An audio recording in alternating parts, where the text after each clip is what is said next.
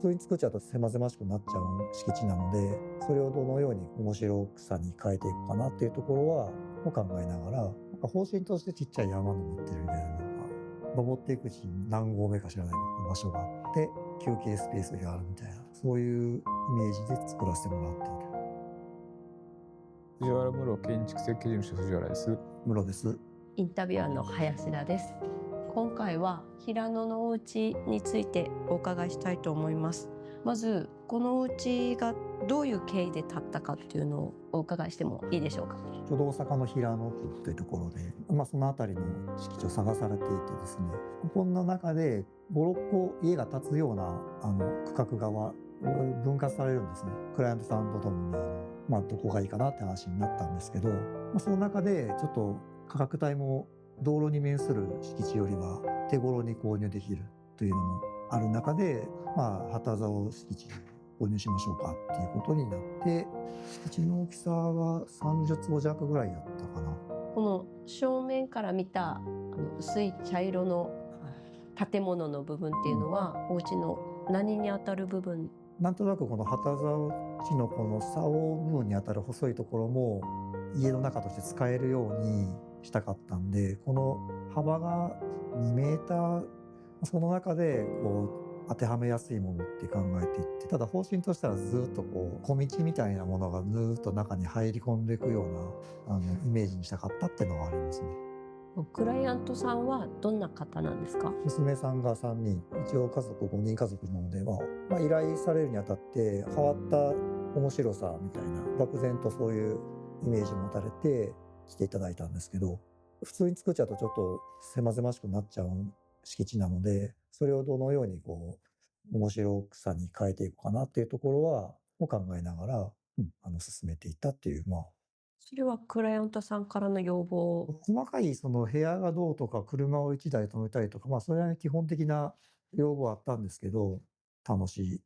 げがある、そういう要望はありましたね。一つ気になるのが、この建物の前に結構広い敷地があるんですけども、どういった要望があったんですか？要望ぐらいですね。車1台止めて、一応ここ3メートルだったかな、近く取りたいっていう話で、一応人が通れるスペースが作れたんですね。あとは自転車、今この横に置いてる感じの写真なんですけど、一応奥入り込んで中に一応止めるスペースも少しは作ってます。こちらは狭小住宅になるんですか？そうですね。一般的に言えば狭小住宅だねって言われる部類に入る。中に入っていく形でプランを見ていきましょうと。ずっとまず入り込んでいったら一つポーチみたいなところが玄関の前に、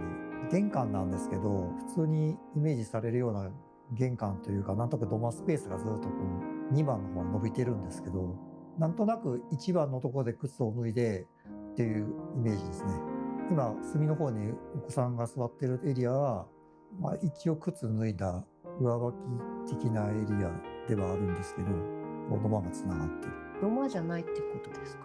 土間って一応コンクリートの床みたいな形になってる。でもここは土足じゃなくて靴を脱いでる。どちらでもいいんですけど、多分なんとなく一番あたりで脱いでるっていうような、あんまり決めてない感じになってます。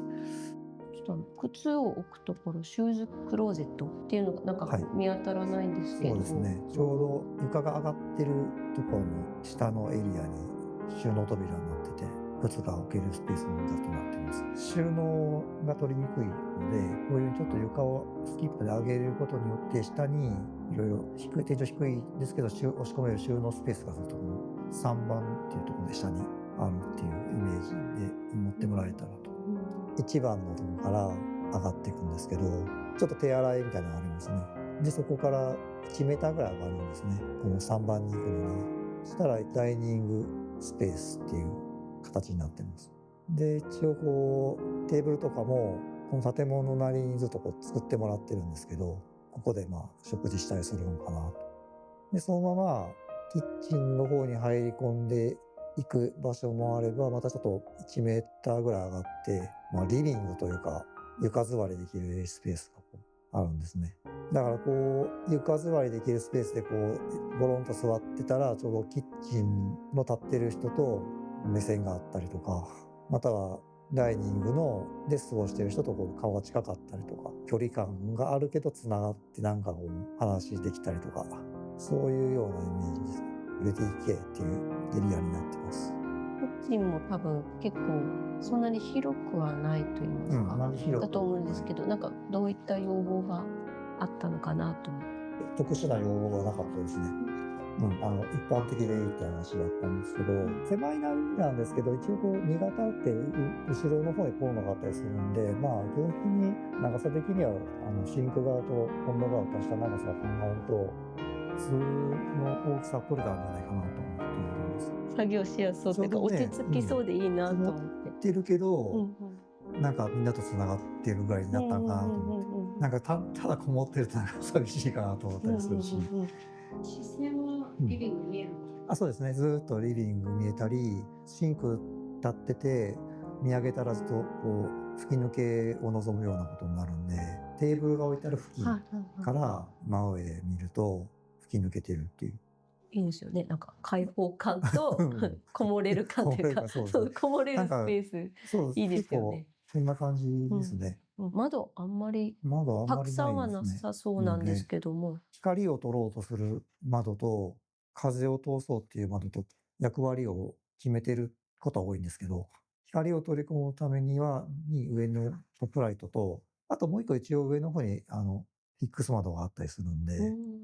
そこで全体上から光を取ろうかなと思っていて、であと周辺にちょこちょこちっちゃい窓がついてたりするのは、明かり取りというか換気ですね。なので数少ないって少ないですね。やっぱり周りにお家があるから。あるし、風通しのためにちょこちょこ突き当たりにあったりするんですけど、少なめですね。まだずっとだからあんまりなんかカーテン閉めたりとか、そういうことなしで視線気にせず過ごせるように、まだまだ上がいっぱいあるんですけど。すいません。気になったでいっぱい。まだまだちょっといっぱいあるんですけど、上に。これは何の部屋なんですか？これ子供部屋にしたりできます。今だちっちゃいのでそこは決めてないみたいなんですけど。この四角いちっちゃい四角壁に見えるのは何ですか？小窓ですね。ここで顔覗くとリビングから顔が見えるっていう感じです。これはクライアントさんの要望なんですか？要望というか、一応何かしらこう小さい小部屋をいろいろ設けましょうかって話になって、どこに作ると面白いかなってことで、ちょっと作らせてもらったんですけど、ちょうど見えているこの階段ずっとこう上がっていって、ここはしゃがんでいくんですね。少しまともな高さでいけないんですよ。もう上がりきると12番ってところがちょっと畳が引いてある。一応このフロアがなんか見下ろしたらなんかこう家の中の風景を見下ろせるような感じになってるっていう、畳2畳ぐらいのスペースになってますね。そういうとこ過ごしたり、洗濯物を畳んだりとかするとかなんか話をしてました。ここから上に上がってです。上がっていった13番っていうのがバルコニー、写真の人が立ってるエリアのとこがこの13番。上がりきったフロアから右に降りるとちょうど洗面スペースと浴室があって、そこがちょうど8、9のところが片座落ちの竿部分の敷地に入り込んでる、建物のスペースになって、で、そのままずっと突き進んでいくと、一回ちょっとだけ登ってもう一回降りて、6番がちょうど通り抜けるんですが、クローゼットになってて、子供たちの入り込んだ、ここにいろいろハンガー服かけたりできる場所がそこ通り抜けて、また部屋がちょこちょこあるっていうフロアに行くんですけど。なんか上にもある。ご主人さんの書斎で、なんかここでパソコンをして見下ろしながら皆さんを見下ろしながら仕事したいっていう。でもお子さんも楽しそうですね。なんかこういうとこ登りたいですもんね。登ったり、はい。子供が過ごすのが楽しそうな。計画するときはめちゃめちゃ難しいですね。図面いろいろ立体的に考えないとなかなかできないんですけど、それもあるんですけど、そういうことに対してお客さんがついていってくれてやったっていうのが、これが一番です。やっぱりそういう想像してくれるお客さんじゃないと、プランが成り立たない。何かまた質問ありますか？もう大丈夫ですか？はい、大丈夫です。ありがとうございます。でしたら今回はこれで、